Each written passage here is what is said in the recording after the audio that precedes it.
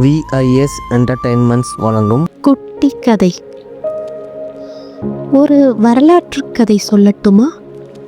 அலாவுதீன் கில்ஜி பற்றி உங்கள் எல்லோருக்குமே தெரிந்திருக்கும்.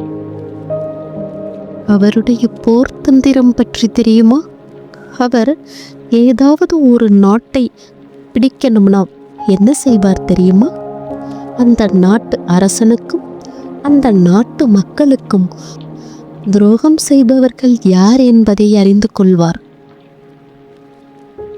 அந்த துரோகியிடம், உன் நாட்டை கைப்பற்ற நீ எனக்கு உதவினால் நான் அந்த நாட்டுக்கே உன்னை அரசனாக்குவேன் என்று ஆசை வார்த்தைகள் காட்டுவார். எப்போதடா அரசனை வீழ்த்தி அந்த நாட்டுக்கு அரசனாகிவிடலாம் என்ற எண்ணத்தில் இருந்த அந்த துரோகியும் தன் நாட்டையும் மக்களையும் காட்டிக் கொடுத்து விடுகிறார்கள்.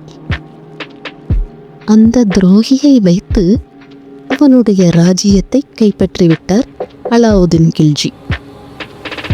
அந்த ராஜ்யத்தை கைப்பற்றிய மறுகணம் அலாவுதீன் செய்த முதல் வேலை அந்த துரோகிக்கு மரண தண்டனை அளிப்பதுதான். என்ன காரணமாக இருக்கும்?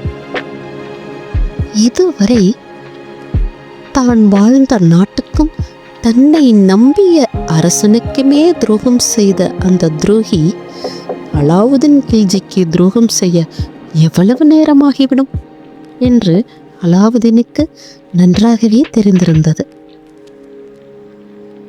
துரோகிகள் எங்கு சென்றாலும் துரோகம் மட்டும்தான் செய்வார்கள். துரோகத்தின் பரிசு. எழுதி வாசிப்பவர் மீராஜோ. நன்றி.